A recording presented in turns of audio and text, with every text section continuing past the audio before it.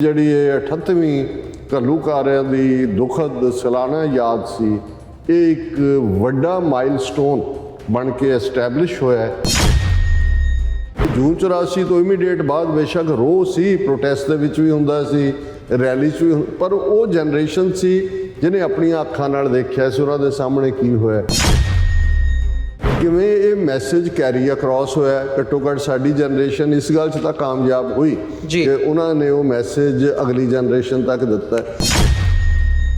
ਉਸ ਪੀਰੀਅਡ 'ਚ ਵੀ ਕਿਸ ਕਿਸਮ ਦਾ ਖੌਫ ਭਰਪਾ ਸੀ, ਕਿਵੇਂ ਈਵਨ ਆਪਸ 'ਚ ਗੱਲ ਕਰਨ ਦਾ ਕਿਸੇ ਨੂੰ ਜਿਹੜਾ ਉਹ ਮਹਿਸੂਸ ਹੀ ਨਹੀਂ ਸੀ ਹੁੰਦਾ, ਜੇ ਹੁੰਦਾ ਸੀ ਤੇ ਖੁਸਰ ਪੁਸਰ ਕੋਈ ਕਰਦਾ ਸੀ। ਅੱਜ ਜੇ ਸਰਕਾਰੀ ਨੀਤੀਆਂ, ਫੋਰਸਿਸ, ਉਹਨਾਂ ਦੀ ਨੈਗੇਟਿਵਿਟੀ ਦੇ ਬਾਵਜੂਦ ਪੰਜਾਬ 'ਚ ਖਾਲਿਸਤਾਨ ਜ਼ਿੰਦਾਬਾਦ ਗੂੰਜਦਾ ਹੈ ਜੀ। ਇੰਟਰਨੈਸ਼ਨਲੀ ਸਾਡੀਆਂ ਜਨਰੇਸ਼ਨਸ ਔਰ ਦੂਸਰੀਆਂ ਸਾਰੀਆਂ ਇਹ ਸਾਰੇ ਪਾਰਟ ਨੂੰ ਅੱਗੇ ਲੈ ਕੇ ਤੁਰਦੀਆਂ ਨੇ, ਤਾਂ ਮੈਂ ਸਮਝਦਾ ਵੀ ਅਸੀਂ ਕਾਫੀ ਹੱਦ ਤੱਕ ਆਪਣੇ ਗੋਲ ਦੇ ਕਰੀਬ ਹੈ। ਜਿਵੇਂ 5 ਜੂਨ ਨੂੰ ਆਜ਼ਾਦੀ ਮਾਰਚ ਹੋਇਆ, ਜਿਹੜੇ ਲੋਕ ਇਹ ਕਹਿੰਦੇ ਨੇ ਜੀ ਇੱਥੇ ਹੀ ਰੌਲਾ ਪਾਉਣ ਵਾਲੇ ਨੇ, ਉੱਥੇ ਤਾਂ ਕੋਈ ਗੱਲ ਨਹੀਂ, ਹਜ਼ਾਰਾਂ ਦੀ ਗਿਣਤੀ 'ਚ ਸਿੱਖ ਨੌਜਵਾਨ ਉਹਦੇ 'ਚ ਉਹਨਾਂ ਨੇ ਸ਼ਮੂਲੀਅਤ ਕੀਤੀ। ਸੰਤ ਭਿੰਡਰਾਂਵਾਲੇ ਕਿਵੇਂ ਇੱਕ ਆਈਕੋਨਿਕ ਫਿਗਰ ਦੇ ਤੌਰ 'ਤੇ ਜਸਟਿਸ ਲੈਣ ਲਈ ਆਪਣੇ ਮੁਕੰਮਲ ਅੰਦਾਜ਼ ਦੇ ਵਿੱਚ ਜੋ ਉਹਨਾਂ ਦੀ ਸ਼ਖਸੀਅਤ ਸੀ ਉਹਦੀ ਰੈਕਗਨੀਸ਼ਨ ਹੈ। 2-3 ਦਿਨ ਪਹਿਲਾਂ ਤਾਂ ਖੁਦ ਹੀ ਸੋਚ ਦੇਖੋ ਕਿ ਕਿਵੇਂ ਉਹ ਨਿਖਰੀ ਸੋਚ ਹੀ ਨਹੀਂ ਹੈ, ਮੀਰੀ ਪੀਰੀ ਦੀ ਹਾਮੀ ਸੋਚ। ਗੁਰੂ ਹਰਗੋਬਿੰਦ ਸਾਹਿਬ ਤੋਂ ਲੈ ਕੇ ਮੌਜੂਦਾ ਦੌਰ ਤੱਕ ਦੀ ਗੱਲ ਕਰਦੇ ਹਾਂ, ਸੰਤ ਭਿੰਡਰਾਂਵਾਲਿਆਂ ਨੂੰ ਆਪਣੇ ਵਡੇਰੇ ਔਰ ਇਸ ਲੈਵਲ ਦੇ ਉੱਤੇ ਜਿਨ੍ਹਾਂ ਨੇ ਹੱਕ ਸੱਚ ਇਨਸਾਫ ਦੇ ਲਈ ਆਪਣੀ ਕੁਰਬਾਨੀ ਦਿੱਤੀ।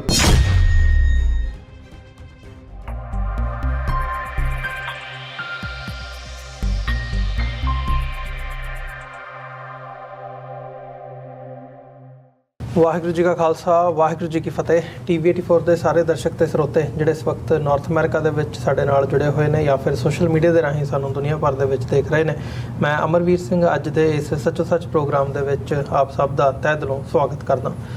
ਵਿਊਅਰਸ, ਅੱਜ ਅਸੀਂ 13 ਜੂਨ 2022 ਦੇ ਦਿਨ ਗੱਲਬਾਤ ਕਰਨ ਜਾ ਰਹੇ ਹਾਂ ਤੇ ਅਸੀਂ ਜਦੋਂ ਘੱਲੂਘਾਰਾ ਹਫ਼ਤੇ ਦੀ ਯਾਦ ਨੂੰ ਸਮਰਪਿਤ ਇਸ ਪਿਛਲੇ ਸਾਰੇ ਦਿਨਾਂ ਦੇ ਵਿੱਚ ਯਾਦ ਕੀਤਾ ਪ੍ਰੋਟੈਸਟ, ਰਿਮੈਂਬਰੈਂਸ ਮਾਰਚਸ ਜਾਂ ਸੈਮੀਨਾਰਸ, ਗੁਰਦੁਆਰਾ ਸਾਹਿਬਾਨਾਂ ਦੇ ਵਿੱਚ ਸਮਾਗਮ ਵੱਡੀ ਪੱਧਰ ਦੇ ਉੱਤੇ ਅਸੀਂ ਦੇਖਿਆ। ਘੱਲੂਘਾਰਾ 1984 ਨੂੰ ਮੁੱਖ ਰੱਖਦਿਆਂ ਕੌਮ ਨੇ ਜਿੱਥੇ ਸ਼ਰਧਾਂਜਲੀ ਦਿੱਤੀ ਹੈ ਸ਼ਹੀਦਾਂ ਨੂੰ, 1984 ਦੇ ਸਾਰੇ ਸ਼ਹੀਦਾਂ ਨੂੰ, ਤੇ ਨਾਲ ਹੀ ਨਾਲ ਜਿਹੜਾ ਕੌਮੀ ਅਕੀਦਾ 1986 ਦੇ ਵਿੱਚ ਜਿਹੜਾ ਖਾਲਿਸਤਾਨ ਦਾ ਇੱਕ ਨਿਸ਼ਾਨਾ ਮਿਥਿਆ ਗਿਆ ਸੀ, ਉਸ ਦੀ ਪ੍ਰਾਪਤੀ ਦੇ ਲਈ ਜਿਹੜਾ ਸੰਘਰਸ਼ ਪ੍ਰਤੀ ਆਪਣਾ ਅਹਿਦ ਹੈ ਉਹ ਵੀ ਮੁੜ ਦੁਹਰਾਇਆ। ਸੋ ਉਸ ਹਫ਼ਤੇ ਦੇ ਲੰਘਣ ਤੋਂ ਬਾਅਦ ਅਸੀਂ ਅੱਜ ਇਸ ਵੀਕ ਦਾ ਪਹਿਲਾ ਪ੍ਰੋਗਰਾਮ ਜਿਹੜਾ ਆ ਕਰ ਰਹੇ ਹਾਂ। ਸੋ ਅੱਜ ਜਿੱਥੇ ਇਸ ਸਾਰੇ ਘਟਨਾਕ੍ਰਮ ਦੇ ਉੱਤੇ ਨਜ਼ਰ ਮਾਰਾਂਗੇ, ਉੱਥੇ ਪੰਜਾਬ ਦੇ ਵਿੱਚ ਜਾਂ ਭਾਰਤ ਦੇ ਵਿੱਚ ਜਿਹੜੇ ਹਾਲਾਤ ਇਸ ਵਕਤ ਬਣੇ ਹੋਏ ਆ ਉਸ ਦੇ ਉੱਤੇ ਵੀ ਜਿਹੜੀ ਨਜ਼ਰਸਾਨੀ ਹੈ ਉਹ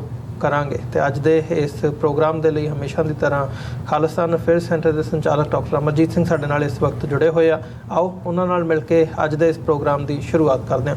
ਡਾਕਟਰ ਸਾਹਿਬ, ਤੁਹਾਡਾ ਸਵਾਗਤ ਹੈ ਜੀ। ਵਾਹਿਗੁਰੂ ਜੀ ਕਾ ਖਾਲਸਾ, ਵਾਹਿਗੁਰੂ ਜੀ ਕੀ ਫਤਿਹ ਜੀ। ਹਾਂਜੀ ਅਮਰਵੀਰ ਸਿੰਘ ਜੀ, ਤੁਹਾਨੂੰ ਵੀ ਤੇ ਦੁਨੀਆ ਭਰ 'ਚ ਬੈਠੇ ਸਾਡੇ ਬਹੁਤ ਹੀ ਪਿਆਰੇ, ਸੋਹਣੇ, ਸਿਆਣੇ TV 84 ਦੇ ਵਿਊਅਰਸ ਨੂੰ ਵੀ ਵਾਹਿਗੁਰੂ ਜੀ ਕਾ ਖਾਲਸਾ, ਵਾਹਿਗੁਰੂ ਜੀ ਕੀ ਫਤਿਹ। ਤੇ ਸਾਡੇ ਬਹੁਤ ਹੀ ਪਿਆਰੇ ਮੁਸਲਮਾਨ ਭੈਣਾਂ ਭਰਾਵਾਂ ਨੂੰ ਅਸਲਾਮ ਅਲੈਕੁਮ ਜੀ। ਡਾਕਟਰ ਸਾਹਿਬ, ਸ਼ੁਰੂਆਤ ਕਰੀਏ ਅੱਜ ਦੇ ਪ੍ਰੋਗਰਾਮ ਦੀ। ਘੱਲੂਘਾਰਾ ਹਫ਼ਤਾ ਜਿਹੜਾ ਆ ਉਹ ਆਲਮੋਸਟ ਉਹਦੀ ਜਦੋਂ ਅਸੀਂ ਸਮਾਪਤੀ ਦੀ ਗੱਲ ਕਰਦੇ ਹਾਂ, ਹਾਲਾਂਕਿ ਸਾਰਾ ਮਹੀਨਾ ਹੀ ਜਿਹੜਾ ਆ ਉਹ ਘੱਲੂਘਾਰੇ ਨੂੰ ਯਾਦ ਕੀਤਾ ਜਾਂਦਾ, ਉਸ ਦੀ ਯਾਦ ਦੇ ਵਿੱਚ ਗੁਜ਼ਰਦਾ, ਪਰ 38ਵੀਂ ਵਰ੍ਹੇਗੰਢ ਮੌਕੇ ਜਿਹੜਾ ਇਸ ਸਾਲ ਦਾ ਸਾਰਾ ਘਟਨਾਕ੍ਰਮ ਰਿਹਾ, ਕਿਵੇਂ ਦੇਖਦੇ ਹੋ ਤੁਸੀਂ? ਜਿੱਥੇ ਮਾਰਚ ਹੋਏ ਆ, ਪ੍ਰੋਟੈਸਟ ਹੋਏ ਆ, ਥਰੂ ਆਊਟ ਦਾ ਵਰਲਡ ਹੋਏ ਆ, UK ਦੇ ਵਿੱਚ ਹੋਵੇ, ਇੱਥੇ ਹੋਵੇ, ਜਾਂ ਅਸੀਂ ਕੈਨੇਡਾ ਦੇ ਵਿੱਚ ਦੇਖਦੇ ਹਾਂ, ਪੰਜਾਬ ਦੇ ਵਿੱਚ, ਅੰਮ੍ਰਿਤਸਰ ਦੇ ਵਿੱਚ 6 ਜੂਨ ਨੂੰ, ਹਾਲਾਂਕਿ ਉਹ ਅਸੀਂ ਡਿਸਕਸ ਵੀ ਕੀਤਾ ਹੈ ਸਾਰਾ ਪਾਰਟ, ਪਰ ਓਵਰਆਲ ਜਦੋਂ ਜੇ ਕੰਪੈਰੀਜ਼ਨ ਕਰਨਾ ਹੋਵੇ ਜਾਂ 38 ਸਾਲਾਂ ਦਾ ਮੁਲਾਂਕਣ ਕਰਨਾ ਹੋਵੇ ਤੇ ਕਿਵੇਂ ਦੇਖਦੇ ਹੋ ਤੁਸੀਂ? ਦੇਖੋ, ਅਕਸਰ ਇਹ ਕਿਹਾ ਜਾਂਦਾ ਹੈ ਇੰਡੀਵਿਜੂਅਲ ਜਦੋਂ ਕਿਸੇ ਦੀ ਜ਼ਿੰਦਗੀ 'ਚ ਕੋਈ ਸ਼ੌਕ ਲੱਗਦਾ ਹੈ, ਕੋਈ ਵਿਛੋੜਾ ਹੁੰਦਾ ਹੈ, ਮਾਤਾ ਪਿਤਾ ਜਾਂ ਕੋਈ ਪਿਆਰਾ ਜਨ ਤੁਰ ਜਾਂਦਾ ਹੈ, ਤੇ ਇਹ ਕਿਹਾ ਜਾਂਦਾ ਹੈ ਕਿ 6 ਮਹੀਨੇ ਤੱਕ ਉਸ ਦਾ ਧਿਆਨ ਜਾਂ ਉਸ ਵੱਲ ਜਿਹੜਾ ਫੋਕਸ ਰਹਿੰਦਾ ਹੈ। ਜੀ। ਉਸ ਤੋਂ ਬਾਅਦ ਜਿਹਨੂੰ ਕਿਹਾ ਜਾਂਦਾ ਹੈ ਕਿ time is a big healer, ਕਿ ਵਕਤ ਜਿਹੜਾ ਹੈ ਫਿਰ ਆਪਣਾ ਕੰਮ ਸ਼ੁਰੂ ਕਰ ਦਿੰਦਾ ਔਰ ਹੌਲੀ ਯਾਦਾਂ ਜਿਹੜੀਆਂ ਨੇ ਉਹ ਮੱਧਮ ਹੁੰਦੀਆਂ ਜਾਂਦੀਆਂ ਨੇ। ਤੇ ਜੇ 6 ਮਹੀਨੇ ਤੋਂ ਬਾਅਦ ਵੀ ਕੋਈ ਕਿਸੇ ਵਿਛੋੜੇ ਦੇ ਸੱਲ ਨੂੰ ਚੱਲ ਸਕਦਾ ਹੋਏ ਔਰ ਬਾਰ-ਬਾਰ ਉਸ ਦਾ ਜ਼ਿਕਰ ਕਰੇ, ਅਬਸੈਸਡ ਹੋਏ, ਉਹਨੂੰ ਇੱਕ ਬਿਮਾਰੀ ਦਾ ਲੱਛਣ ਸਮਝਿਆ ਜਾਂਦਾ ਹੈ। ਜੀ। ਕੌਮਾਂ ਦੀ ਜ਼ਿੰਦਗੀ ਦੇ ਵਿੱਚ ਉਹ ਕੌਮਾਂ ਹੀ ਸਰਵਾਈਵ ਕਰਦੀਆਂ ਨੇ ਜਿਹੜੀਆਂ ਜਿਸ ਨੂੰ ਕਲੈਕਟਿਵ ਸਫਰਿੰਗ ਹੈ, ਟੁਗੈਦਰਨੈਸ ਦੇ ਨਾਲ, ਉਹਨੂੰ ਉਹ ਕਦੇ ਨਾ ਆਪ ਭੁੱਲਦੀਆਂ ਨੇ ਤੇ ਆਪਣੀਆਂ ਜਨਰੇਸ਼ਨਸ ਨੂੰ ਵੀ ਇਹ ਉਹ ਯਕੀਨੀ ਬਣਾਉਂਦੀਆਂ ਨੇ ਕਿ ਉਹ ਕਲੈਕਟਿਵ ਸਫਰਿੰਗ ਨਾ ਭੁੱਲਿਓ, ਕਿਉਂਕਿ ਉਸ ਕਲੈਕਟਿਵ ਸਾਂਝੀ ਜਿਹੜੀ ਪੀੜ ਅਸੀਂ ਸਭ ਨੇ ਸਹੀ, ਉਹਦੇ ਚੋਂ ਹੀ ਸਾਡਾ ਵਜੂਦ ਹੈ। ਔਰ ਅਕਸਰ ਅਸੀਂ ਇਸ ਹਵਾਲੇ ਨਾਲ ਪਾਸਓਵਰ ਦਾ ਜ਼ਿਕਰ ਕਰਦੇ ਹਾਂ ਯਹੂਦੀਆਂ ਦੇ ਹਵਾਲੇ ਨਾਲ, ਕਿ ਕਿਵੇਂ 2-2.5 ਹਜ਼ਾਰ ਸਾਲ ਬਾਅਦ ਵੀ ਅੱਜ ਜਦੋਂ ਉਹ ਦਿਨ ਆਉਂਦੇ ਨੇ ਸਾਲ ਦੇ ਵਿੱਚ, ਕਿਵੇਂ ਉਹ ਸਾਰੇ ਜ਼ਮੀਨ ਤੇ ਸੌਂਦੇ ਨੇ, ਕਿਵੇਂ ਕੋਰਸ ਬ੍ਰੈਡ ਉਹੀ ਖਾਂਦੇ ਨੇ ਔਰ ਆਪਣੇ ਬੱਚਿਆਂ ਨੂੰ ਕਹਾਣੀ ਦੱਸਦੇ ਨੇ ਕਿ ਕਿਵੇਂ ਸਿਨਾਈ ਦੇ ਡੈਜ਼ਰਟ 'ਚ ਇਜਿਪਟ ਦੀ ਕੈਦ 'ਚੋਂ ਨਿਕਲ ਕੇ ਸਾਡੇ ਕਬੀਲੇ ਭਟਕੇ, ਕਿਵੇਂ ਜਿਹੜਾ ਅਸੀਂ ਉਹ ਸਾਰੇ 'ਚੋਂ ਸਰਵਾਈਵ ਕਰਕੇ ਕਿਸ ਕਿਸਮ ਦੀ ਪਰਸੀਕਿਊਸ਼ਨ 'ਚੋਂ ਅਸੀਂ ਨਿਕਲੇ।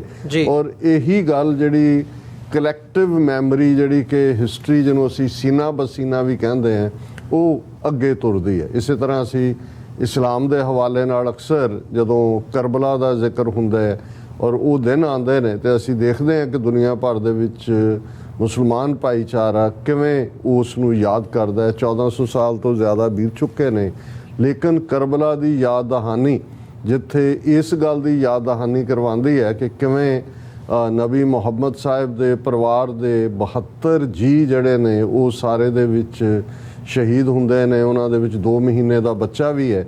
ਔਰ ਇਸ ਚੋਂ ਹੀ ਕਿ ਉਸ ਦੇ ਬਾਵਜੂਦ ਜਿਹੜੀ ਆਵਾਜ਼ ਸੀ ਇਸਲਾਮ ਦੀ ਉਹ ਤਾਂ ਖਤਮ ਨਹੀਂ ਹੋਈ, ਰਾਦਰ ਉਸ ਤੋਂ ਬਾਅਦ ਅਸੀਂ ਦੇਖਦੇ ਹਾਂ ਕਿ ਕਿਵੇਂ ਗਲੋਬਲ ਪਾਵਰ ਬਣ ਕੇ ਜਿਹੜੀ ਇਸਲਾਮਿਕ ਸਿਵਲਾਈਜੇਸ਼ਨ ਹੈ ਉਹ ਉਭਰੀ। ਇਹ ਵੱਖਰੀ ਕਹਾਣੀ ਹੈ ਕਿ 18ਵੀਂ ਸਦੀ ਤੱਕ ਪਹੁੰਚਦੇ ਆ ਜਦੋਂ ਸਾਇੰਸ ਦੀ ਕਾਢ ਜਾਂ ਦੂਜਾ ਕਾਢਾਂ ਨਿਕਲਦੀਆਂ ਨੇ, ਯੂਰਪ ਦਾ ਅਪਰ ਹੈਂਡ ਹੁੰਦਾ। ਔਰ ਇਸੇ ਅੰਦਾਜ਼ ਦੇ ਵਿੱਚ ਅਸੀਂ ਅੱਜ ਵੀ ਜਦੋਂ ਹੋਰ ਧਰਮਾਂ ਵੱਲ ਵੀ ਨਜ਼ਰ ਮਾਰੀਏ ਤੇ ਉਹਨਾਂ ਦੇ ਖਾਸ ਦਿਨ ਨੇ। ਈਵਨ ਕ੍ਰਿਸਚੀਅਨਿਟੀ ਦੇ ਹਵਾਲੇ ਨਾਲ ਵੀ ਜਦੋਂ ਤੁਸੀਂ ਬੈਥਲਹੈਮ 'ਚ ਔਰ ਦੂਸਰੇ ਕਰੂਸੀਫਿਕਸ਼ਨ ਦਾ ਨਜ਼ਾਰਾ ਦੇਖਦੇ ਹੋ ਤੇ ਉਹ ਉਸ ਪਾਰਟ ਨੂੰ ਉਸੇ ਤਰ੍ਹਾਂ ਲੱਕੜ ਦੀ ਸਲੀਬ ਜਿਹਦੇ ਰਾਹੀਂ ਜੀਸਸ ਨੂੰ ਉਹ ਚੁੱਕ ਕੇ ਜਿੱਥੇ ਉਹਨਾਂ ਨੂੰ ਸਲੀਬ ਤੇ ਚਾੜਿਆ ਗਿਆ ਉੱਥੋਂ ਤੱਕ ਲਿਜਾਇਆ ਗਿਆ ਸੀ, ਉਸੇ ਹੀ ਸੀਨ ਨੂੰ ਇਨੈਕਟ ਕੀਤਾ ਜਾਂਦਾ ਹੈ। ਔਰ ਉਸ ਦਿਨ ਨੂੰ ਅੱਜ ਵੀ ਜਿਹੜਾ ਕ੍ਰਿਸਚਨ ਵਰਲਡ, ਬੇਸ਼ੱਕ ਉਹਨਾਂ ਦਾ ਇੱਕ ਵੱਖਰਾ ਕਿੰਗਡਮ ਆਫ ਹੈਵਨ ਜਾਂ ਉਹਨਾਂ ਦੀ ਰੀਅਪੀਅਰੈਂਸ ਜਾਂ ਉਹਨਾਂ ਦਾ ਵਾਪਸ ਆਉਣਾ ਉਹ ਇੱਕ ਵੱਖਰੇ ਫੇਥ ਦੀ ਗੱਲ ਹੈ, ਲੇਕਿਨ ਮੈਂ ਇਹ ਕਹਿਣਾ ਚਾਹੁੰਦਾ ਵੀ ਇਹ ਉਹ ਪੀਰੀਅਡ ਸੀ ਕਿ ਜਦੋਂ ਜੀਸਸ ਕਰੂਸੀਫਾਈ ਹੁੰਦੇ ਨੇ, ਈਸਾਈਅਤ ਦਾ ਭਵਿੱਖ ਅਗਲੀ 1 ਸਦੀ, ਹਜ਼ਾਰਾਂ ਉਹਨਾਂ ਦੇ ਸ਼ਹੀਦ ਨੇ ਈਸਾਈਅਤ ਦੇ ਜਿਹੜੇ ਆਪਣੇ ਫੇਥ ਦੇ ਲਈ, ਜਿਨ੍ਹਾਂ ਨੂੰ ਈਸਾਈ ਹੋਣ ਕਰਕੇ ਹੀ ਮਾਰਿਆ ਗਿਆ। ਇਸੇ ਤਰ੍ਹਾਂ ਇਸਲਾਮ ਦੇ ਨਾਲ ਜੁੜਿਆ ਹੋਇਆ, ਇਸੇ ਤਰ੍ਹਾਂ ਅਸੀਂ ਜੂਸ਼ ਮਜ਼ਹਬ ਦੀ ਗੱਲ ਕੀਤੀ। ਹੁਣ ਜਦੋਂ ਅਸੀਂ ਸਿੱਖ ਧਰਮ ਦੇ ਹਵਾਲੇ ਨਾਲ ਗੱਲ ਕਰਦੇ ਹਾਂ ਤੇ ਸਾਡੇ ਲਈ ਤਾਂ ਮੈਂ ਅਕਸਰ ਇਹ ਕਹਿੰਦਾ ਕਿ 365 ਦਿਨਾਂ 'ਚੋਂ ਵੈਸੇ ਤਾਂ ਕੋਈ ਦਿਨ ਐਸਾ ਨਹੀਂ ਹੈ ਜਿਸ ਦਿਨ ਉਸ ਧਰਤੀ ਦੇ ਉੱਤੇ ਕਿਸੇ ਸਿੰਘ ਸਿੰਘਣੀ ਦਾ ਖੂਨ ਨਾ ਡੁੱਲਿਆ ਹੋਏ, ਸੱਚ ਹੱਕ ਇਨਸਾਫ ਤੇ ਰਸਤੇ ਤੇ ਤੁਰਦੇ ਆ। ਪਰ ਸ਼ਹਾਦਤਾਂ ਦਾ ਸਫ਼ਰ 1606 ਈਸਵੀ 'ਚ ਗੁਰੂ ਅਰਜਨ ਸਾਹਿਬ ਦੀ ਸ਼ਹਾਦਤ ਦੇ ਨਾਲ ਸ਼ਹੀਦਾਂ ਦੇ ਸਰਤਾਜ ਜਿਨ੍ਹਾਂ ਨੂੰ ਅਸੀਂ ਕਹਿੰਦੇ ਹਾਂ ਸ਼ਹੀਦ ਗੁਰੂ, ਉਹ ਸਫ਼ਰ ਸ਼ੁਰੂ ਹੁੰਦਾ ਹੈ। ਔਰ ਗੁਰੂ ਤੇਗ ਬਹਾਦਰ ਸਾਹਿਬ ਦੀ ਸ਼ਹਾਦਤ ਮਨੁੱਖੀ ਹੱਕਾਂ ਦੇ ਲਈ। ਔਰ ਫਿਰ 18ਵੀਂ ਸਦੀ 1699 ਤੋਂ 1799 ਤੱਕ ਦੀ ਇੱਕ ਪੂਰੀ ਸਦੀ ਜਿਹੜੀ ਹੈ ਇਸ ਗੱਲ ਦੀ ਯਾਦ ਦਹਾਨੀ ਕਰਵਾਉਂਦੀ ਹੈ ਕਿ ਅਸੀਂ ਘੱਲੂਘਾਰਿਆਂ ਦੇ ਇਤਿਹਾਸ ਦੇ ਵਾਰਿਸ ਹਾਂ। ਵੱਡਾ ਘੱਲੂਘਾਰਾ 1746 ਦੇ ਵਿੱਚ ਹੁੰਦਾ ਹੈ, ਛੋਟਾ ਘੱਲੂਘਾਰਾ, ਵੱਡਾ ਘੱਲੂਘਾਰਾ 1761-62 ਦੇ ਵਿੱਚ ਹੁੰਦਾ ਹੈ। ਔਰ ਉਸ ਸਾਰੇ ਦਾ ਜਦੋਂ ਅਸੀਂ ਇਹ ਜ਼ਿਕਰ ਕਰਦੇ ਹਾਂ ਕਿ ਫਰੋਮ ਕ੍ਰਾਸ ਟੂ ਕਰਾਊਨ, ਤੇ ਇਸ ਗੱਲ ਦਾ ਧਿਆਨ ਰਹੇ ਕਿਉਂਕਿ ਅਸੀਂ ਗੱਲ ਇਸ ਵਰੇ ਦੇ ਘੱਲੂਘਾਰਾ ਦੀ 84 ਦੀ 38ਵੀਂ ਯਾਦ ਦੀ ਕਰ ਰਹੇ ਹਾਂ, ਪਰ ਮੈਂ ਫੋਕਸ ਇਸ ਗੱਲ ਦੇ ਉੱਤੇ ਵੀ ਕਰਨਾ ਚਾਹੁੰਦਾ। ਇਸ ਲਈ ਬੈਕਗਰਾਊਂਡ ਨੂੰ ਸਮਝਣਾ ਜ਼ਰੂਰੀ ਹੁੰਦਾ ਹੈ ਕਿ ਵੀ ਇਹ ਨਹੀਂ ਹੈ ਕਿ ਵੀ ਅਸੀਂ ਮਰਦੇ ਆਏ ਹਾਂ, ਮਰ ਰਹੇ ਹਾਂ, ਮਰਦੇ ਰਹਾਂਗੇ।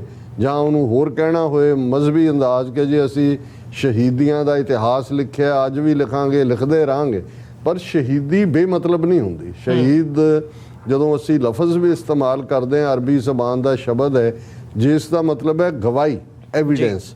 ਅੱਜ ਵੀ ਅਦਾਲਤ ਦੇ ਵਿੱਚ ਜਦੋਂ ਹੋਏ ਜੀ ਕਿ ਮੇਰੀ ਸ਼ਹਾਦਤ ਵੀ ਹੈ ਲਿਖੀ ਹੋਈ, ਮੈਂ ਜਾਣ। ਹੁਣ ਇਸ ਦਾ ਕਿਉਂਕਿ ਇਸਲਾਮ ਨਾਲ ਕਾਫੀ ਕੁਝ ਜੁੜਿਆ ਹੋਇਆ, ਜਦੋਂ ਅਸੀਂ ਸ਼ਹੀਦ ਲਫ਼ਜ਼ ਜਾਂ ਉਸ ਸਾਰੇ ਦੇ ਨਾਲ ਦੇਖਦੇ ਹਾਂ, ਪਰ ਜਦੋਂ ਅਸੀਂ ਸਿੱਖ ਪਰਸਪੈਕਟਿਵ ਤੋਂ ਦੇਖਦੇ ਹਾਂ ਤਾਂ ਇਹਨੂੰ ਜੇ ਸਾਦਾ ਜ਼ਬਾਨ 'ਚ ਕਹਿਣਾ ਹੋਏ ਕਿ ਸ਼ਹੀਦ ਹੋਣ ਦਾ ਜਿਹੜਾ ਰਸਤਾ ਹੁੰਦਾ ਹੈ ਉਹ ਰੂਹ ਖੁਦ ਚੁਣਦੀ ਹੈ, ਰੱਬ ਦੀ ਰਹਿਮਤ ਹੁੰਦੀ, ਇਸ ਲਈ ਇਸ ਰੁਤਬੇ ਨੂੰ ਵੱਡਾ ਮੰਨਿਆ ਜਾਂਦਾ ਹੈ ਜੀ। ਉਹਦੇ ਸਾਹਮਣੇ ਚੋਇਸ ਹੁੰਦੀ ਹੈ ਕਿ ਉਹ ਜ਼ਿੰਦਗੀ ਬਚਾ ਵੀ ਸਕਦਾ ਹੈ, ਗੀਦੀ ਬਣ ਕੇ, ਚੁੱਪ ਕਰਕੇ, ਡਰ ਕੇ, ਧੌਣ ਸੁੱਟ ਕੇ ਔਰ ਕਬੂਲ ਕਰਕੇ ਜੋ ਵੀ ਉਹਨੂੰ ਗੁਲਾਮੀ ਕਬੂਲ ਕਰਾਈ ਜਾਏ। ਪਰ ਦੂਸਰਾ ਪਾਸਾ ਹੁੰਦਾ ਹੈ ਕਿ ਉਹ ਇਹ ਸਮਝਦਾ ਹੈ ਕਿ ਭਾਈ ਉਹਨੂੰ ਇਨਸਾਨੀ ਜ਼ਿੰਦਗੀ ਮਿਲੀ ਹੈ, ਸੱਚ ਦਾ ਰਸਤਾ ਹੈ ਉਹਦੀ ਜ਼ਿੰਦਗੀ ਦਾ, ਉਹਨੇ ਸੱਚ ਤੇ ਖਲੋਣਾ ਹੈ ਔਰ ਉਸ ਲਈ ਉਹ ਕੁਰਬਾਨ ਹੋ ਜਾਂਦਾ ਹੈ। ਔਰ ਇਸ ਲਈ ਉਸ ਦਾ ਰੁਤਬਾ ਅਸੀਂ ਆਪਣੀ ਅਰਦਾਸ ਵੀ ਜਦੋਂ 2 ਵੇਲੇ ਕਰਦੇ ਹਾਂ, ਗੁਰੂ ਸਾਹਿਬਾਨ ਨੂੰ ਯਾਦ ਕਰਨ ਤੋਂ ਬਾਅਦ ਅਸੀਂ 5 ਪਿਆਰਿਆਂ ਨੂੰ ਯਾਦ ਕਰਦੇ ਹਾਂ ਔਰ ਫਿਰ 4 ਸਾਹਿਬਜ਼ਾਦਿਆਂ ਨੂੰ ਯਾਦ ਕਰਦੇ ਹਾਂ, ਫਿਰ ਅਸੀਂ ਸਿੰਘਾਂ ਸਿੰਘਣੀਆਂ ਦੀ ਗੱਲ ਕਰਦੇ ਹਾਂ ਕਿਉਂਕਿ ਚਾਰੋਂ ਸਾਹਿਬਜ਼ਾਦੇ ਵੀ ਸ਼ਹਾਦਤ 'ਚ ਨੇ। ਔਰ ਅੱਗੋਂ ਫਿਰ ਅਸੀਂ ਉਸ ਸਾਰੇ ਇਤਿਹਾਸ ਨੂੰ ਜਿਹਦੇ 'ਚ ਕਿਸੇ ਦਾ ਨਾਂ ਨਹੀਂ ਹੈ ਲੇਕਿਨ ਇਹ ਯਾਦ ਦਹਾਨੀ ਹੈ ਕਿ ਜਿਹੜਾ ਵੈਲਿਊ ਸਿਸਟਮ ਸਾਡੇ ਸਿਰਾਂ ਤੇ ਦਸਤਾਰਾਂ, 5 ਕਕਾਰੀ ਰੂਪ 'ਚ ਖਾਲਸਾ ਔਰ ਜਿਸ ਦੀ ਬਾਗੀ ਸਪਿਰਿਟ, ਡਿਫਾਈਂਸ ਦੀ ਸਪਿਰਿਟ ਜਿਹੜੀ ਸਿਰਫ ਤੇ ਸਿਰਫ ਰੱਬ ਦੀ ਲੀਡਰਸ਼ਿਪ ਨੂੰ ਕਬੂਲਦੀ ਹੈ, ਕਿਸੇ ਭੈ ਥੱਲੇ ਨਹੀਂ ਰਹਿੰਦੀ, ਭੈ ਕਾਹੂ ਕੋ ਦੇਤ ਨੈ ਭੈ ਮਾਨਤਾਨ। ਸੋ ਇਤਿਹਾਸ ਨੂੰ ਅਰਦਾਸ ਦੇ ਵਿੱਚ ਗੁੰਦ ਕੇ 2 ਵੇਲੇ ਦੀ ਯਾਦ ਦਹਾਨੀ ਵੀ ਇਸੇ ਲਈ ਹੈ ਕਿ ਸਾਨੂੰ ਇਹ ਕਦੇ ਨਾ ਭੁੱਲੇ ਕਿ ਭਾਈ ਅਸੀਂ ਇਹ ਸਫ਼ਰ ਤੈਅ ਕੀਤਾ ਤੇ ਫਿਰ ਜਦੋਂ ਅਸੀਂ ਕ੍ਰਾਸ ਟੂ ਕਰਾਊਨ ਕਹਿੰਦੇ ਹਾਂ ਕਿ ਘੱਲੂਘਾਰਿਆਂ ਤੋਂ ਰਾਜ ਸ਼ਕਤੀ ਵੱਲ, ਇਸ ਲਈ ਜਦੋਂ ਤੁਸੀਂ ਜੂਨ ਮਹੀਨੇ ਦੀ ਗੱਲ ਕੀਤੀ ਹੈ, ਇਹੀ ਨਹੀਂ ਕਿ ਜੂਨ ਮਹੀਨਾ 5ਵੇਂ ਪਾਤਸ਼ਾਹ ਦੀ ਸ਼ਹੀਦੀ ਦਾ ਮਹੀਨਾ ਹੈ ਔਰ ਘੱਲੂਘਾਰਾ 84 ਨੇ ਉਸ ਨੂੰ ਇੱਕ ਇਤਿਹਾਸ ਦੇ ਵਿੱਚ ਇੱਕ ਹੋਰ ਚੈਪਟਰ ਜੋੜ ਦਿੱਤਾ। ਇਸੇ ਮਹੀਨੇ 'ਚ ਬਾਬਾ ਬੰਦਾ ਸਿੰਘ ਬਹਾਦਰ ਦੀ ਸ਼ਹਾਦਤ ਵੀ ਹੁੰਦੀ ਹੈ ਔਰ ਇਸੇ ਮਹੀਨੇ 'ਚ 29 ਜੂਨ ਨੂੰ ਮਹਾਰਾਜਾ ਰਣਜੀਤ ਸਿੰਘ ਵੀ ਇਸ ਸੰਸਾਰ ਨੂੰ ਅਲਵਿਦਾ ਕਹਿੰਦੇ ਨੇ। ਸੋ ਮੈਂ ਸਮਝਦਾ ਵੀ ਇਹ ਦੋਨੋਂ ਹੀ, ਜਦੋਂ ਅਸੀਂ ਬਾਬਾ ਬੰਦਾ ਸਿੰਘ ਬਹਾਦਰ ਔਰ ਮਹਾਰਾਜਾ ਰਣਜੀਤ ਸਿੰਘ ਦੀ ਗੱਲ ਕਰਦੇ ਹਾਂ, ਇਹ ਯਾਦ ਦਹਾਨੀ ਹੈ ਪੋਲੀਟੀਕਲ ਪਾਵਰ ਦੀ। ਜੇ ਪਹਿਲਾ ਸ਼ਹੀਦੀਆਂ ਦਾ ਦੌਰ ਹੁੰਦਾ ਹੈ, ਸਾਹਿਬਜ਼ਾਦਿਆਂ ਦੀ ਸ਼ਹਾਦਤ ਹੁੰਦੀ ਹੈ ਔਰ ਅਨੰਦਪੁਰ ਸਾਹਿਬ, ਮਾਛੀਵਾੜਾ, ਚਮਕੌਰ ਦੀ ਗੜ੍ਹੀ ਤੇ ਬਾਬਾ ਬੰਦਾ ਸਿੰਘ ਬਹਾਦਰ 1710 ਦੇ ਵਿੱਚ ਰਾਜ ਭਾਗ ਸਥਾਪਿਤ ਕਰਦੇ ਨੇ ਔਰ ਉਸ ਦਾ ਇਹ ਐਲਾਨੀਆ ਹੁੰਦਾ ਹੈ ਕਿ ਭਾਈ ਹੁਣ ਉਹਦੀ ਰਾਇਲ ਸਟੈਂਪ ਹੈ, ਦੇਗੋ ਤੇਗੋ ਫਤਿਹ ਹੋ ਨੁਸਰਤ ਬੇਦਰੰਗ ਯਾਫਤ ਅਜ਼ ਨਾਨਕ ਗੁਰੂ ਗੋਬਿੰਦ ਸਿੰਘ। ਜੇ 18ਵੀਂ ਸਦੀ ਅਸੀਂ ਦੋਨੋਂ ਘੱਲੂਘਾਰਿਆਂ ਦੇ ਉਸ ਦੌਰ ਚੋਂ ਨਿਕਲਦੇ ਹਾਂ, ਸਿਰਾਂ ਦੇ ਮੁੱਲ ਬੰਦ-ਬੰਦ ਕੱਟੇ ਜਾਣਾ ਦੂਜਾ, ਔਰ 1762 ਤੱਕ ਪਹੁੰਚਦੇ ਹਾਂ ਸੁਲਤਾਨੁਲ ਕੌਮ ਸਰਦਾਰ ਜੱਸਾ ਸਿੰਘ ਆਹਲੂਵਾਲੀਆ ਦੀ ਅਗਵਾਈ 'ਚ ਲਾਹੌਰ ਦੇ ਉੱਤੇ ਕੇਸਰੀ ਨਿਸ਼ਾਨ ਝੂਲਦੇ। 1783 ਦੇ ਵਿੱਚ 4 ਵੱਡੇ ਸਿੱਖ ਜਰਨੈਲ ਜੱਸਾ ਸਿੰਘ ਆਹਲੂਵਾਲੀਆ, ਜੱਸਾ ਸਿੰਘ ਰਾਮਗੜੀਆ, ਸਰਦਾਰ ਬਘੇਲ ਸਿੰਘ, ਸਰਦਾਰ ਚੜ੍ਹਤ ਸਿੰਘ, ਉਹਨਾਂ ਦੀ ਅਗਵਾਈ 'ਚ 30,000 ਖਾਲਸਾ ਫੌਜ ਦਿੱਲੀ ਨੂੰ ਫਤਿਹ ਕਰਕੇ ਲਾਲ ਕਿਲੇ ਦੇ ਉੱਤੇ ਕੇਸਰੀ ਨਿਸ਼ਾਨ ਚਲਾਉਂਦੀ ਹੈ। ਔਰ ਫਿਰ ਮਹਾਰਾਜਾ ਰਣਜੀਤ ਸਿੰਘ ਦੇ ਰੂਪ ਦੇ ਵਿੱਚ, ਜਿਹਨੂੰ ਸ਼ਾਹ ਮੁਹੰਮਦ ਨੇ ਕਿਹਾ ਕਿ ਮਹਾਬਲੀ ਰਣਜੀਤ ਸਿੰਘ ਹੋਇਆ ਪੈਦਾ, ਨਾਲ ਜ਼ੋਰ ਦੇ ਮੁਲਕ ਹਿਲਾਏ ਗਿਆ। ਰਣਜੀਤ ਸਿੰਘ 1799 ਚ ਲਾਹੌਰ ਤੇ ਕਾਬਜ਼ ਹੁੰਦੇ ਨੇ ਤੇ 1849 ਤੱਕ ਅਗਲੀ ਅੱਧੀ ਸਦੀ ਫਿਰ ਖਾਲਸਾ ਰਾਜ ਦੀਆਂ ਜਿਹੜੀਆਂ ਨੇ ਉਹ ਗੂੰਜਾਂ ਪੈਂਦੀਆਂ ਨੇ ਸਰਕਾਰੇ ਖਾਲਸਾ ਦੀਆਂ। ਹੁਣ ਅਸੀਂ ਗੱਲ ਜਦੋਂ 38ਵੀਂ ਯਾਦ ਦੀ ਕਰਦੇ ਹਾਂ, ਕਿਉਂਕਿ ਘੱਲੂਘਾਰੇ ਦੀ ਯਾਦ ਦਹਾਨੀ ਦਾ ਤਾਂ ਹੁਣ ਇੰਨੇ ਪਲੇਟਫਾਰਮਸ ਤੇ ਗੱਲ ਹੋ ਰਹੀ ਹੈ। ਇਕੱਲਾ ਇਹੀ ਨਹੀਂ, ਇੱਕ ਜ਼ਮਾਨਾ ਸੀ ਅੱਜ ਤੋਂ ਜਦੋਂ ਆਲਮੋਸਟ 32-33 ਸਾਲ ਪਹਿਲਾਂ ਅਸੀਂ ਇੱਥੇ ਪੋਲੀਟੀਕਲ ਐਕਟਿਵਿਜ਼ਮ ਦਾ ਹਿੱਸਾ ਬਣੇ ਤੇ ਗੁਰਦੁਆਰਿਆਂ ਦੇ ਅੰਦਰ ਹੀ ਸ਼ਹੀਦੀ ਸਮਾਗਮ ਹੁੰਦੇ ਸੀ ਜੀ, ਔਰ ਉਹਦੇ 'ਚ ਅਰਦਾਸ ਜਿਵੇਂ ਅਸੀਂ ਬਾਕੀ ਸ਼ਹੀਦਾਂ ਦੀ ਕਰਦੇ ਹਾਂ, ਇਸ ਦਿਨ ਨੂੰ ਹੋਰ ਥੋੜ੍ਹਾ ਵਿਸਤਾਰ ਨਾਲ ਕੀਤਾ ਜਾਂਦਾ ਸੀ। ਫਿਰ ਉਹਦੇ ਨਾਲ ਰੈਲੀਆਂ ਤੇ ਪ੍ਰੋਟੈਸਟ ਦਾ ਸਿਸਟਮ ਸ਼ੁਰੂ ਹੋਇਆ ਕਿ ਭਾਈ ਇਸ ਨੂੰ ਕਰੀਏ। ਪਰ ਹੁਣ ਅਸੀਂ ਜੇ ਦੇਖੀਏ ਤਾਂ ਇੰਨੀ ਡਾਈਵਰਸ ਐਕਟੀਵਿਟੀ ਹੈ, ਔਰ ਕੋਵਿਡ ਦੇ ਬੇਸ਼ੱਕ 2 ਸਾਲ ਕੋਈ ਐਕਟੀਵਿਟੀ ਬੜੇ ਛੋਟੇ ਪੱਧਰ ਦੇ ਉੱਤੇ ਹੀ ਸੀ, ਜਿੱਥੇ ਜਿੱਥੇ ਕੋਈ ਬੈਠਾ ਸੀ। ਇੱਕਦਮ ਇਸ 38ਵੇਂ ਸਾਲ 'ਚ, ਔਰ ਮੈਂ ਕਿਉਂਕਿ ਖੁਦ ਲੇਟ 70s ਤੋਂ ਇਹ ਸਾਰੀ ਜਿਹੜੀ ਪੰਥ ਦੇ ਅੰਦਰ ਵਾਪਰ ਰਹੀਆਂ ਤਬਦੀਲੀਆਂ ਨੇ, ਚੇਂਜਸ ਨੇ, ਸਰਕਾਰੀ ਆਪਰੇਸ਼ਨ ਹੈ, ਪੰਥ ਦਾ ਉਸ ਦੇ ਉੱਤੇ ਜਿਹੜਾ ਉਹ ਰਿਐਕਸ਼ਨ ਹੈ, ਉਸ ਦਾ ਗਵਾਹੀ ਨਹੀਂ ਹੈ, ਉਸ ਦਾ ਹਿੱਸੇਦਾਰ ਹੈ ਉਹ ਸਾਰੀ ਇਸ ਪਿੜ ਦਾ। ਤੇ ਮੈਂ ਇਹ ਕਹਿ ਸਕਦਾ ਹਾਂ ਕਿ ਇਸ ਵਰੇ 'ਚ ਜਿੰਨਾ ਮੋਰਲ ਬੂਸਟਰ ਹੀ ਨਹੀਂ, ਜਿੰਨਾ ਹਕੀਕੀ ਤੌਰ 'ਤੇ, ਔਰ ਇਹ ਇੱਕ ਹੋਰ ਵੀ ਅਹਿਮੀਅਤ ਵਾਲੀ ਗੱਲ ਹੈ ਕਿ ਜੂਨ 84 ਤੋਂ ਇਮੀਡੀਏਟ ਬਾਅਦ ਬੇਸ਼ੱਕ ਰੋਹ ਸੀ, ਪ੍ਰੋਟੈਸਟ ਦੇ ਵਿੱਚ ਵੀ ਹੁੰਦਾ ਸੀ, ਰੈਲੀ 'ਚ ਵੀ, ਪਰ ਉਹ ਜਨਰੇਸ਼ਨ ਸੀ ਜਿਹਨੇ ਆਪਣੀਆਂ ਅੱਖਾਂ ਨਾਲ ਦੇਖਿਆ ਸੀ ਉਹਨਾਂ ਦੇ ਸਾਹਮਣੇ ਕੀ ਹੋਇਆ।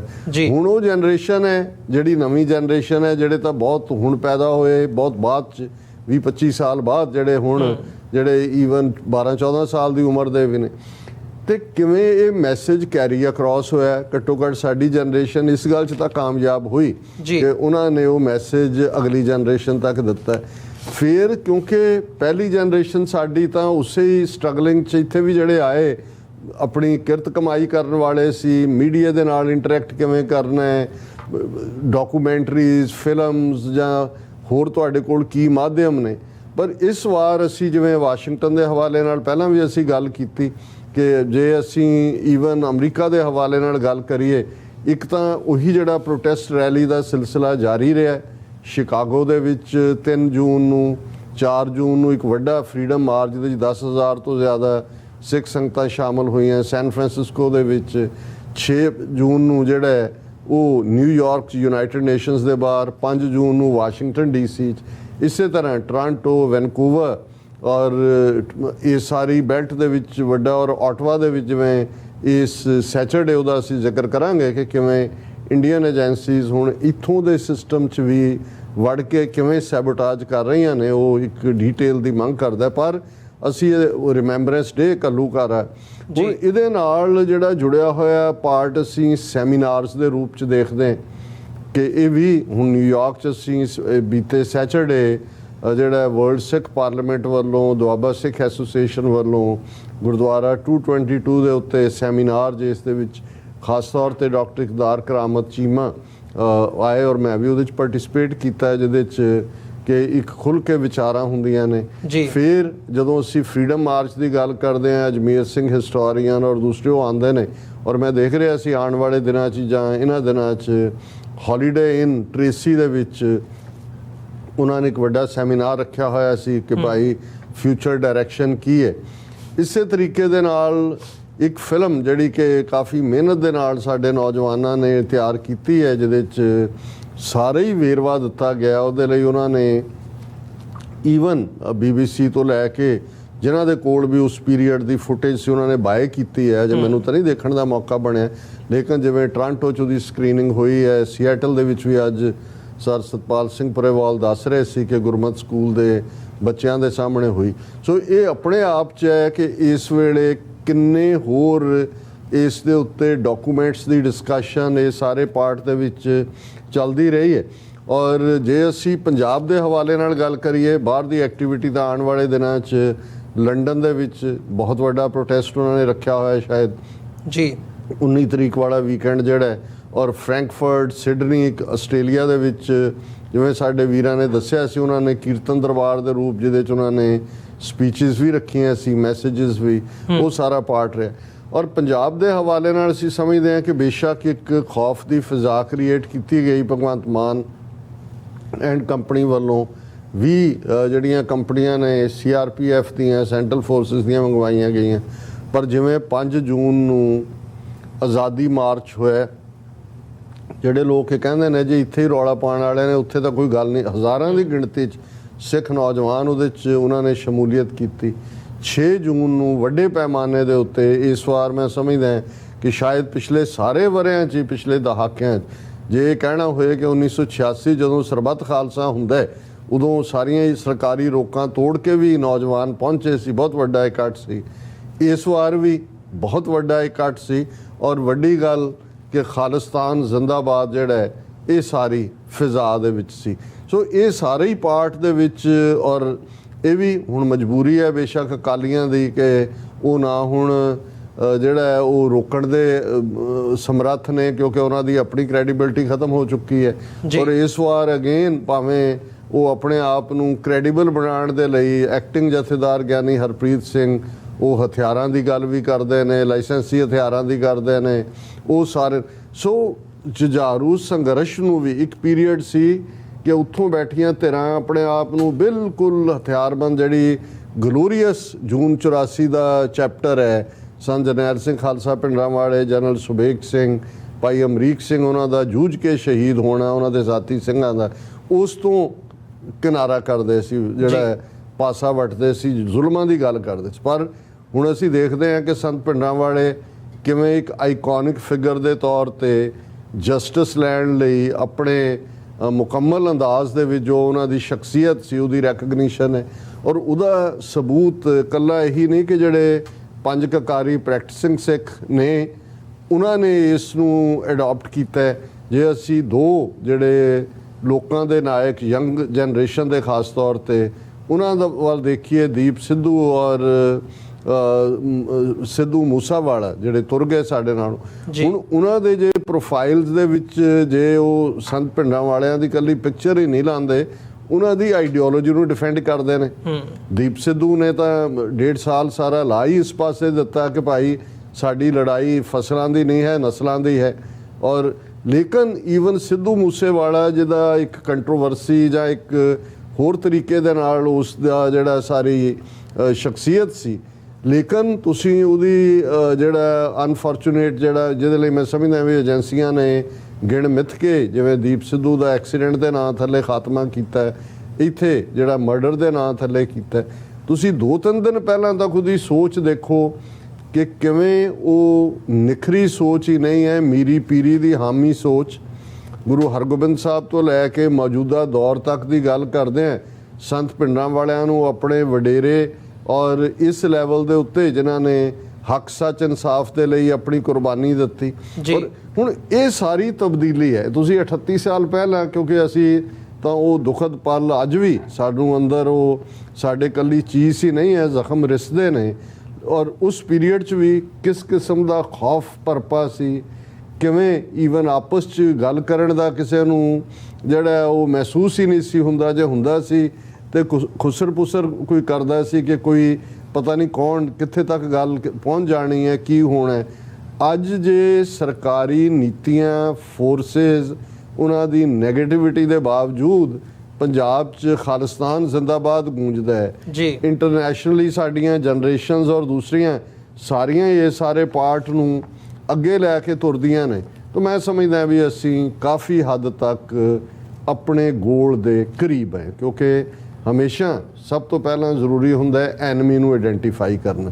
ਸੋ ਜਿਹੜਾ ਨੈਰੇਟਿਵ ਇੰਡੀਅਨ ਏਜੰਸੀਜ਼ ਨੇ ਭਿੰਡਰਾਂਵਾਲਿਆਂ ਦਾ ਜਾਂ ਉਸ ਸਟਰਗਲ ਦਾ ਆਤੰਕਵਾਦ, ਅਲਗਾਵਵਾਦ, ਉਗਰਵਾਦ ਜਾਂ ਲਾ ਐਂਡ ਆਰਡਰ ਉਸ ਨਾਲ ਜੋੜ ਕੇ ਕੀਤਾ ਸੀ, ਉਹ ਵੀ ਉੱਡ ਗਿਆ ਜੀ। ਜਿਨ੍ਹਾਂ ਨੂੰ ਡਿਮੋਨਾਈਜ਼ ਕਰਨ ਦੇ ਲਈ ਹਕੂਮਤ ਨੇ ਕਿੰਨੇ ਰਿਸੋਰਸ, ਕਿੰਨੇ ਜਿਹੜੀਆਂ ਨੇ ਕਿਤਾਬਾਂ, ਰਸਾਲੇ, ਉਹਨਾਂ ਦੇ ਵਿੱਚ ਕਹਾਣੀਆਂ ਪਲਾਂਟ ਕਰਵਾਈਆਂ, ਪਰ ਅੱਜ ਉਹਨਾਂ ਦਾ ਇਮੇਜ ਹਰ ਵਰੇ ਨਿਖਰਦਾ ਹੈ। ਔਰ ਕਿਵੇਂ ਉਹ ਇਹ ਸਾਡੀ ਕਰੰਟ ਸਟਰਗਲ ਦੇ ਆਈਕੋਨਿਕ ਫਿਗਰ ਦੇ ਤੌਰ ਦੇ ਉੱਤੇ ਨੌਜਵਾਨਾਂ ਦੇ ਦਿਲਾਂ 'ਚ ਵਸੇ ਹੋਏ ਨੇ। ਸੋ ਇਹ ਨੈਰੇਟਿਵ ਟੁੱਟਣਾ ਸਭ ਤੋਂ ਵੱਡੀ ਗੱਲ ਹੁੰਦੀ ਹੈ। ਔਰ ਡਾਇਸਪੋਰਾ ਸਿੱਖਾਂ ਨੇ ਜਿਸ ਅੰਦਾਜ਼ ਦੇ ਵਿੱਚ, ਇਕੱਲਾ ਇਹੀ ਨਹੀਂ ਕਿ ਇਹ ਸਿੱਖ ਕਮਿਊਨਿਟੀ ਰਿਲੇਟਡ ਜਾਂ ਫੋਕਸਡ ਸਮਾਗਮ ਹੈ, ਅਸੀਂ ਈਵਨ TV 84 ਦੇ ਹਵਾਲੇ ਨਾਲ ਕਹਿ ਸਕਦੇ ਹਾਂ ਕਿ ਜਿੰਨੀ ਵੱਡੀ ਗਿਣਤੀ ਸਾਡੇ ਪਾਕਿਸਤਾਨੀ ਭੈਣ ਭਰਾ ਸਾਡੇ ਨਾਲ ਦੁੱਖ ਦੇ ਵਿੱਚ ਸ਼ਰੀਕ ਹੁੰਦੇ ਨੇ ਉਸ ਘੱਲੂਘਾਰੇ ਦੀ ਪੀੜ ਨੂੰ, ਇਹ ਵੀ ਆਪਣੇ ਆਪ 'ਚ ਕਾਮਯਾਬੀ ਹੈ। ਔਰ ਇਕੱਲੀ ਇਹੀ ਨਹੀਂ ਕਿ ਆਵਾਜ਼ ਜਿਹੜੀ ਕਦੇ ਅਕਾਲ ਤਖਤ ਨੂੰ ਟੈਂਕਾਂ ਤੋਪਾਂ ਦੇ ਹਮਲੇ ਦਾ ਸ਼ਿਕਾਰ ਬਣਾ ਕੇ ਉਹ ਦਬਾਉਣਾ ਚਾਹੁੰਦੇ ਸੀ, ਜਿਹੜੀ ਐਕਟੀਵਿਟੀ ਤੁਸੀਂ ਵੀ ਕਵਰ ਕੀਤੀ ਸਿੱਖ ਕਾਕਸ ਦੀ ਵਾਸ਼ਿੰਗਟਨ DC 'ਚ, ਔਰ ਉਹਦੇ 'ਚ ਜੇ 2 ਪ੍ਰੋਮੀਨੈਂਟ ਕਾਂਗਰਸਮੈਨ ਜਿਹੜੇ ਸਿੱਖ ਕਾਕਸ ਦਾ ਹਿੱਸਾ ਨੇ, ਉਹਨਾਂ ਦੀ ਸ਼ਮੂਲੀਅਤ ਔਰ ਉਹਨਾਂ ਦੇ ਨਾਲ ਰੋਹਿੰਗਿਆ ਔਰ ਯੂਕਰੇਨ ਦੇ ਲੋਕਾਂ ਦੀ ਰਿਪਰੈਜ਼ੈਂਟੇਸ਼ਨ। ਸੋ ਇਹ ਵੀ ਇੱਕ ਮੈਂ ਸਮਝਦਾ ਹਾਂ ਕਿ ਜਿੱਥੇ ਅਸੀਂ, ਕਿਉਂਕਿ ਜੋ ਰੋਹਿੰਗਿਆਂ ਦੇ ਨਾਲ ਹੋਇਆ, ਇਹ 5ਵੀਂ ਉਹਨਾਂ ਦੀ ਦੁਖਦ ਯਾਦ ਹੈ ਰੋਹਿੰਗਿਆਂ ਦੇ ਨਾਲ ਜੋ ਬਰਮਾ ਦੇ ਵਿੱਚ ਮਿਆਂਮਾਰ ਦੀ ਫੌਜੀ ਜੰਟਾ ਕਰ ਰਹੀ ਹੈ। ਸੋ ਰੋਹਿੰਗਿਆ ਮੁਸਲਮਾਨਾਂ ਦੇ ਉਸ ਜੈਨੋਸਾਈਡ ਨੂੰ ਜਿਹੜਾ UN ਨੇ ਰੈਕਗਨਾਈਜ਼ ਕੀਤਾ, ਸਿੱਖਾਂ ਦੇ ਨਾਲ ਆਇਡੈਂਟੀਫਾਈ ਕੀਤਾ, ਜਿਹੜਾ ਅਸੀਂ ਕਰਦੇ ਹਾਂ ਕਿ ਭਾਈ ਜੈਨੋਸਾਈਡ ਕੀ ਹੁੰਦਾ। ਔਰ ਯੂਕਰੇਨ ਜੇ ਉਹਨਾਂ ਦੀ ਰਿਪਰੈਜ਼ੈਂਟੇਟਿਵ ਕੈਪੀਟਲ ਹਿੱਲ ਦੇ ਬਾਹਰ ਖਲੋ ਕੇ ਕਹਿੰਦੀ ਹੈ ਕਿ ਅਸੀਂ ਸਿੱਖਾਂ ਦੇ ਸ਼ੁਕਰਗੁਜ਼ਾਰ ਹਾਂ ਕਿ ਕਿਵੇਂ ਆ ਕੇ ਉਹਨਾਂ ਨੇ ਜਿਹੜੀ ਹੈ ਸਾਡੇ ਉਹ ਮਦਦ ਤੇ ਹਿਊਮੈਨਿਟੇਰੀਅਨ ਏਡ ਔਰ ਦੂਜੀ ਦਿੱਤੀ ਔਰ ਨਾਲ ਉਹ ਕਹਿੰਦੇ ਆ ਜੇ ਅਸੀਂ ਰਾਈਟ ਆਫ ਸੈਲਫ ਡਿਟਰਮੀਨੇਸ਼ਨ ਦੀ ਹਮਾਇਤ ਕਰਦੇ ਹਾਂ, ਸਿੱਖਾਂ ਨੂੰ ਵੀ ਐਜ਼ ਏ ਕੌਮ ਹੱਕ ਹੈ। ਸੋ ਇਹ ਸਾਡਾ ਸਫ਼ਰ ਜਿਹੜਾ ਹੈ ਪੋਲੀਟੀਕਲੀ ਵੀ, ਜਿਵੇਂ ਮੈਂ ਅਕਸਰ ਜ਼ਿਕਰ ਕਰਦਾ ਹਾਂ, 50 ਤੋਂ ਜ਼ਿਆਦਾ ਕਾਂਗਰਸਮੈਨ ਸਿੱਖ ਕਾਕਸ ਦਾ ਹਿੱਸਾ ਨੇ। ਕੈਨੇਡਾ 'ਚ ਲਿਬਰਲ ਪਾਰਟੀ ਤੋਂ ਬਾਅਦ ਜਿਹੜੀ ਦੂਸਰੀ ਵੱਡੀ ਪਾਰਟੀ NDP, ਜਿਸ ਵਿਸਾਖੀ ਦੇ ਸਹਾਰੇ ਜਸਟਿਨ ਟਰੂਡੋ ਦੀ ਸਰਕਾਰ ਖੜੀ ਹੈ, ਜਗਮੀਤ ਸਿੰਘ, ਪੰਜ ਕਕਾਰੀ, ਅੰਮ੍ਰਿਤਧਾਰੀ ਸਿੰਘ, ਜਿਹੜੇ ਰਾਈਟ ਆਫ ਸੈਲਫ ਡਿਟਰਮੀਨੇਸ਼ਨ ਦੀ ਹਮਾਇਤ ਕਰਦੇ ਨੇ। ਸੋ ਇਹ ਸਾਰੀ ਕੋਈ ਛੋਟੀ ਪ੍ਰਾਪਤੀ ਨਹੀਂ ਹੈ। ਸੋ ਇਸ ਵੇਲੇ ਸਿੱਖ ਆਲਰੇਡੀ ਦੁਨੀਆ ਦੇ ਵਿੱਚ, ਜਦੋਂ ਹਿਊਮੈਨਿਟੇਰੀਅਨ ਕ੍ਰਾਈਸਿਸ ਕੋਵਿਡ-19 ਦੇ ਚੱਲਦੇ ਅਸੀਂ ਗੱਲ ਕਰਦੇ ਹਾਂ, ਸਿੱਖ ਅੱਗੇ ਆਏ। ਇਹ ਤੁਹਾਡੀ ਸੌਫਟ ਪਾਵਰ ਹੈ ਇਸ 'ਚ। ਬੇਸ਼ੱਕ ਹਿਊਮੈਨਿਟੇਰੀਅਨ ਏਡ ਜਾਂ ਯੂਕਰੇਨ 'ਚ ਜੋ ਮਦਦ ਹੈ ਕੋਈ ਪੋਲੀਟੀਕਲ ਐਂਗਲ ਨਹੀਂ ਹੈ ਉਹਦੇ 'ਚ, ਲੇਕਿਨ ਤੁਹਾਡੀ ਸੌਫਟ ਪਾਵਰ ਦੇ ਨਾਲ ਤੁਹਾਡੀ ਰੈਕਗਨੀਸ਼ਨ ਤੇ ਉਹਨਾਂ ਦਾ ਵੀ ਫੋਕਸ ਸਾਡੀ ਕਹਾਣੀ ਵੱਲ ਗਿਆ ਕਿ ਭਾਈ ਇਹਨਾਂ ਦੇ ਨਾਲ ਕੀ ਹੋਇਆ। ਸੋ ਮੈਂ ਸਮਝਦਾ ਹਾਂ ਵੀ ਜਿਹੜੀ ਇਹ 38ਵੀਂ ਘੱਲੂਘਾਰਿਆਂ ਦੀ ਦੁਖਦ ਸਾਲਾਨਾ ਯਾਦ ਸੀ, ਇਹ ਇੱਕ ਵੱਡਾ ਮਾਈਲਸਟੋਨ ਬਣ ਕੇ ਐਸਟੈਬਲਿਸ਼ ਹੋਇਆ ਔਰ ਸਾਡੀ ਮੰਜ਼ਿਲ ਖਾਲਿਸਤਾਨ ਦੀ ਬਹੁਤ ਕਰੀਬ ਹੈ। ਇਸ ਵਰੇ ਨੇ ਸਾਨੂੰ ਹੋਰ ਵੀ ਕਰੀਬ ਲਿਆ ਕੇ ਖੜਾ ਕਰ ਦਿੱਤਾ। ਜੀ ਡਾਕਟਰ ਸਾਹਿਬ, ਬਿਲਕੁਲ ਜਿਵੇਂ ਤੁਸੀਂ ਗੱਲ ਕੀਤੀ ਹੈ ਵੀ ਜਿਹੜਾ ਨੈਰੇਟਿਵ ਟੁੱਟਣਾ ਵੱਡੀ ਗੱਲ ਹੁੰਦੀ ਹੈ, ਤੇ ਜਿਹੜਾ ਸਾਡਾ ਨੈਰੇਟਿਵ ਹੈ ਸਿੱਖ ਪਰਸਪੈਕਟਿਵ ਤੋਂ ਉਹ ਐਸਟੈਬਲਿਸ਼ ਵੀ ਹੋਇਆ ਤੇ ਉਸੇ ਦੇ ਸਿਰ ਤੇ ਹੁਣ ਜਿਹੜੀ ਗੱਲ ਹੈਗੀ ਹੈ ਉਹ ਅੱਗੇ ਤੁਰਦੀ ਹੈ। ਸੋ ਵਿਊਅਰਸ, ਇਸੇ ਦੇ ਨਾਲ ਹੁਣ ਅਸੀਂ ਇੱਕ ਛੋਟਾ ਜਿਹਾ ਕਮਰਸ਼ੀਅਲ ਬ੍ਰੇਕ ਲਵਾਂਗੇ। ਕਮਰਸ਼ੀਅਲ ਬ੍ਰੇਕ ਤੋਂ ਬਾਅਦ ਦੁਬਾਰਾ ਗੱਲਬਾਤ ਇੱਥੋਂ ਹੀ ਅੱਗੇ ਤੋਰਾਂਗੇ।